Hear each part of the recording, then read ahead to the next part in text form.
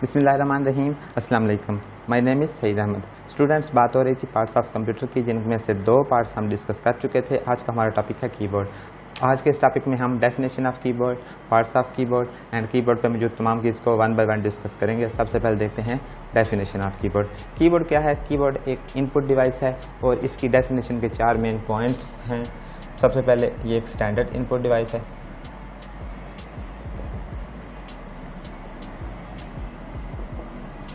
Standard input device का क्या मतलब है कि ये एक बहुत ज़्यादा इस्तेमाल होने वाली इनपुट डिवाइस है और हर कंप्यूटर के साथ इसका लगा होना बहुत ज़रूरी है, इसलिए हम इसको स्टैंडर्ड इनपुट डिवाइस कहते हैं।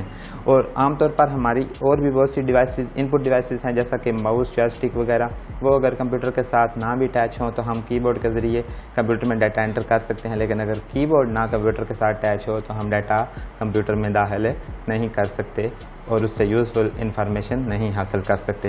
दूसरे नंबर पे हमारे पास आता है लेआउट। लेआउट का मतलब हमारा कीबोर्ड है उसका लेआउट का मतलब ये है कि कीबोर्ड पे मौजूद कीज़ की अरेंजमेंट किस हिसाब से की गई है। आमतौर पर हमारे जो अल्फ़ाबेट है वो ABCD सो ऑन है, लेकिन इधर अल्फ़ाबेट की अरेंजमेंट कुछ Q से स्टार्ट की गई है।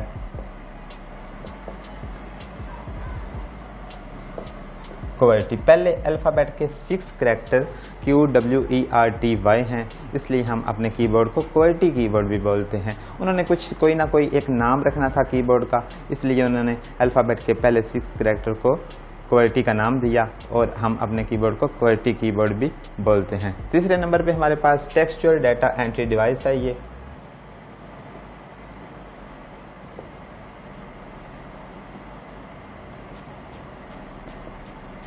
टेक्सचुअल डाटा एंट्री डिवाइस का क्या मतलब है? हम इससे टेक्स्ट कंप्यूटर में एंटर करते हैं, चाहे वो अल्फ़ाबेट की सूरत में हो, नंबर्स की सूरत में हो या स्पेशल करैक्टर्स की सूरत में हो। चौथे नंबर पे हमारे कीबोर्ड पे कीज़ की कितनी तादाद है? 101 से लेकर 104 कीज़ एक नॉर्मल कीबोर्ड पे होती हैं। मल्टीमीडिया कीबोर्ड की बात नहीं हो रही। मल्टीमीडिया कीबोर्ड पे और भी बहुत सी कीज़ होती हैं, जैसा कि वॉल्यूम वगैरह। ये हमारा एक नॉर्मल कीबोर्ड जिससे हम कंप्यूटर में डाटा एंटर करते हैं, उस पर 101 से लेकर 104 कीज़ मौजूद होती हैं। अगर आप इसको सेंटेंस में लिखें तो आपकी ये डेफिनेशन है। अगर आप इसमें से MCQs निकालें तो क्वालिटी का MCQs आ सकता है कि वो पूछ सकता है आपके कीबोर्ड की पे कीज़ की कितनी तादाद है। इसके बाद बात करते हैं पार्ट्स ऑफ कीबोर्ड। हमारे कीबोर्ड को 4 मेन पार्ट्स में डिवाइड किया गया है। फर्स्ट पे आता है फंक्शन की। फंक्शन कीज़ वो कीज़ हैं जो कीबोर्ड की टॉप रो होती है, उनको हम फंक्शन कीज़ बोलते हैं। ये F1 से लेकर F12 तक कीबोर्ड की टॉप रो होती है, इसको हम फंक्शन की बोलते हैं। इन कीज़ का डिपेंड करता है आपके सामने कौन सा सॉफ्टवेयर ओपन है। अगर एक सॉफ्टवेयर में F1 एक काम परफॉर्म करता है तो दूसरे सॉफ्टवेयर में कोई और काम करेगा F1। इसी तरह ये कीज़ दूसरी कीज़ के साथ मिलकर भी काम करती हैं, जैसा कि Alt प्लस F4 के बटन को आप प्रेस करेंगे, मतलब Alt का बटन प्रेस करके रखेंगे और साथ F4 के बटन को प्रेस करेंगे तो आपके सामने जो भी विंडो है वो क्लोज हो जाएगी। अगर कोई विंडो भी नहीं है आपके सामने डेस्कटॉप पे तो आपका विंडो शट डाउन का ऑप्शन देगा। दूसरे नंबर पे हमारे पास मेन कीबोर्ड है। इसका एक और नाम है अल्फा न्यूमेरिक कीबोर्ड।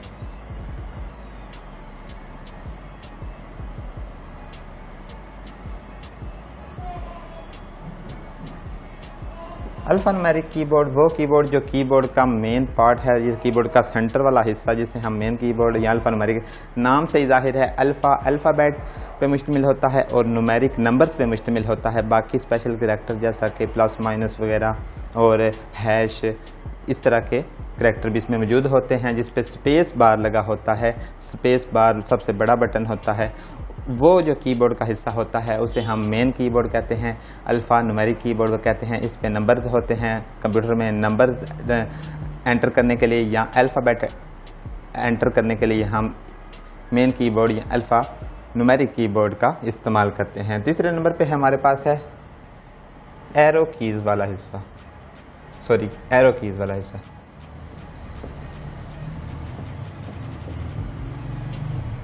इसका भी एक और नाम है कर्सर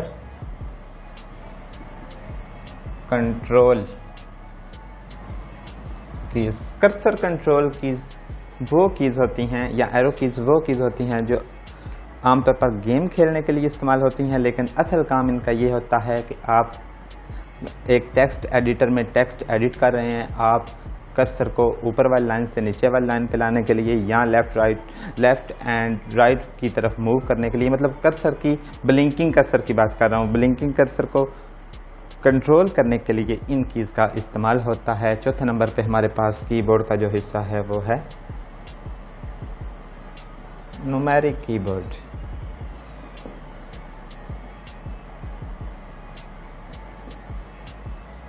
न्यूमेरिक कीबोर्ड ये वो कीबोर्ड है जो कीबोर्ड मतलब ये वो कीज़ हैं जो कीबोर्ड की राइट साइड पे मौजूद होता है पैड, जिस पे नंबर्स और कैलकुलेटर वाले करैक्टर होते हैं, प्लस माइनस मल्टीप्लाई डिवाइड। ये करैक्टर नंबर्स और दूसरे कैलकुलेटर वाले करैक्टर मौजूद होते हैं, इसे हम न्यूमेरिक कीबोर्ड कहते हैं। अब बात करते हैं कीबोर्ड पे मौजूद बाकी कीज़ की। सबसे पहले हमारे पास है स्पेस बार की। इसकी का जस्ट इतना ही काम होता है, एक करैक्टर आगे मूव करना, दो वर्ड्स के दरमियान स्पेस डालना, जैसा कि स्पेस और बार के दरमियान में स्पेस है, ये स्पेस हम बैक स्पेस से डालते हैं। इसके बाद हमारे पास है बैक स्पेस की।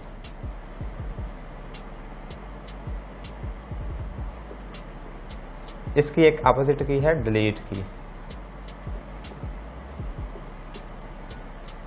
इन दोनों में जस्ट इतना फ़र्क है, आप टेक्स्ट एडिटर में टेक्स्ट एडिट कर रहे हैं, आपका ब्लिंकिंग कर्सर इस जगह पे है।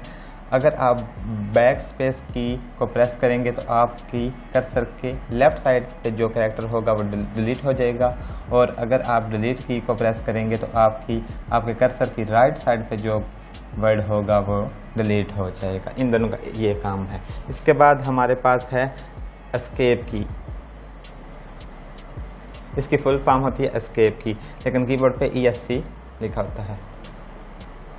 ये की आमतौर पर किसी विंडो से बाहर निकलने के लिए, किसी विंडो को एग्जिट करने के लिए इस्तेमाल होती है। जस्ट आप किसी विंडो से बाहर निकलना चाहते हैं तो आप एस्केप के बटन को प्रेस करेंगे, आप विंडो से बाहर निकल जाएंगे। इसके बाद आती है एंटर की।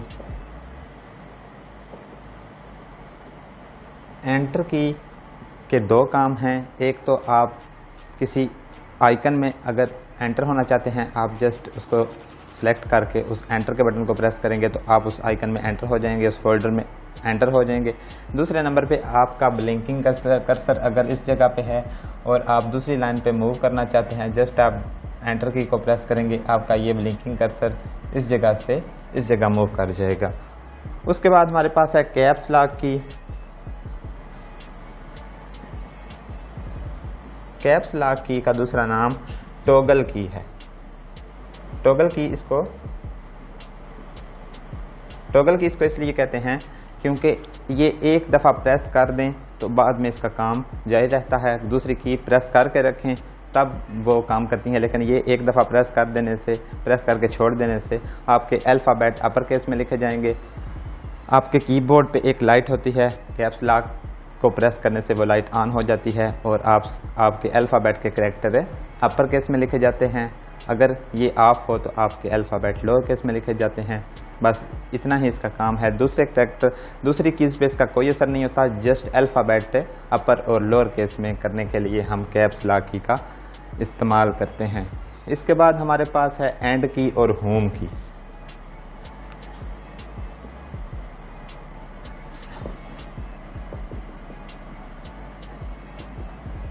एंड की, होम की, इन कीज़ का भी जस्ट इतना ही काम है। अगर आपका ब्लिंकिंग कर्सर इधर है, सेंटर में है लाइन के, आप इसको एंड पे लेके जाना चाहते हैं, जस्ट आप एंड की को प्रेस करेंगे तो आपका कर्सर ये यहाँ पे एंड पे मूव कर जाएगा। अगर आप इसको सेंटर में लाना चाहते हैं, लाइन के सेंटर में लाना चाहते हैं, जस्ट आप होम की को प्रेस करेंगे तो आपका ये कर्सर सेंटर में आ जाएगा। इसके बाद हमारे पास है कंट्रोल की। CTRL इसका एब्रीविएशन है। ये की हमारे पास मुख्तलिफ कीज़ के साथ कंबाइन होकर काम करती है। फॉर एग्ज़ाम्पल, अगर आप Ctrl+C करेंगे तो आपके सामने जो डाटा है वो कॉपी हो जाएगा। Ctrl+X करेंगे डाटा कट हो जाएगा। Ctrl+V करेंगे पेस्ट हो जाएगा। Ctrl+P करेंगे प्रिंट हो जाएगा। Ctrl+Z करेंगे अनडू हो जाएगा। Ctrl+F करेंगे फाइंड हो जाएगा। Ctrl+N करेंगे तो एक न्यू फोल्डर क्रिएट हो जाएगा। इसके बाद हमारे पास है Alt की। Alt की बात पहले हो चुकी है। Alt की भी एक दूसरी कीज़ के साथ कंबाइन होकर काम करती है। जैसा कि पीछे जब हमने फंक्शन की को बयान किया था उसमें हम Alt+F4 करते थे तो हमारे सामने जो विंडो होती थी वो क्लोज़ हो जाती थी। अगर कोई विंडो ना हो तो वो कंप्यूटर शटडाउन का ऑप्शन देता है। इसके बाद हमारे पास है टैब की। टैब की का काम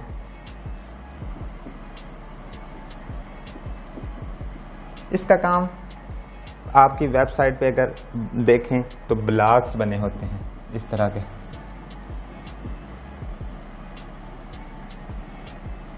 ये अगर आप इस ब्लॉक से इस ब्लॉक में जंप करना चाहते हैं, यहाँ से इधर यहाँ इस जगह पे मूव करना चाहते हैं, आमतौर पर यहाँ यूज़र नेम लिखा होता है, पासवर्ड लिखा होता है। आप इस ब्लॉक से इस ब्लॉक में मूव करने के लिए जस्ट टैब की को प्रेस करेंगे, आप इस ब्लॉक से इस ब्लॉक में मूव कर जाएंगे। अगर फिर दोबारा करेंगे तो अगले ब्लॉक में मूव कर जाएंगे। आखिर पे हमारे पास है पेज अप एंड